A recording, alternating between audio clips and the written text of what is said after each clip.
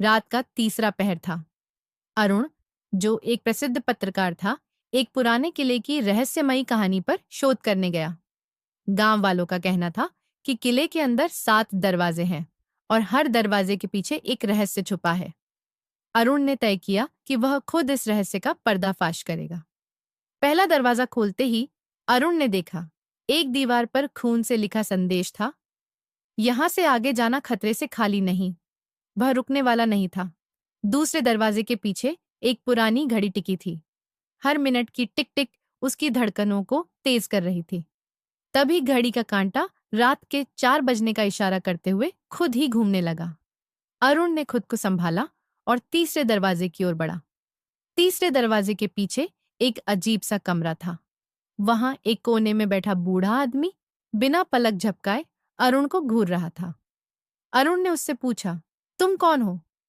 बूढ़ा धीरे से बोला, सवाल मत पूछो, सिर्फ दरवाजा खोलते जाओ। लेकिन याद रखना, 7वां दरवाजा तुम्हारी किस्मत तय करेगा। चौथा दरवाजा अब तक का सबसे डरावना था। वहां चारों ओर सिर्फ अंधेरा था। अचानक एक चीख सुनाई दी। अरुण ने पलटकर देखा, लेकिन कोई नहीं था। उसकी हिम्मत जवाब देने लगी, लेकिन वह रुका नहीं। 5वें दरवाजे के पीछे एक आईना था। आईने में अरुण ने खुद को नहीं, बल्कि एक अजनबी चेहरा देखा। वह चेहरा बोल पड़ा, तुम जितने करीब पहुंच रहे हो, खतरा उतना ही बड़ा हो रहा है।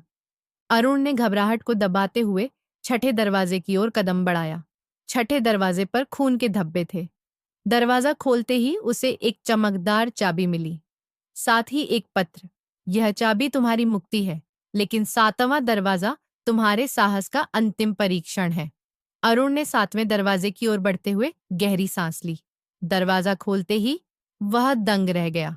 सामने उसके खोए हुए बचपन की यादें थीं। एक मासूम लड़का खेलता कूदता उसे देख मुस्कुरा रहा था। तभी एक आवाज आई, सच्चा खजाना धन या रहस्य नहीं, बल्कि वो मासूमियत है जो तुमने वक्त के साथ खो दी। अरुण की आंखों से आंसू छलक पड़े। वह समझ गया कि असली रहस्य बाहरी दुनिया में नहीं, बल्कि उसके अंदर छुपा था।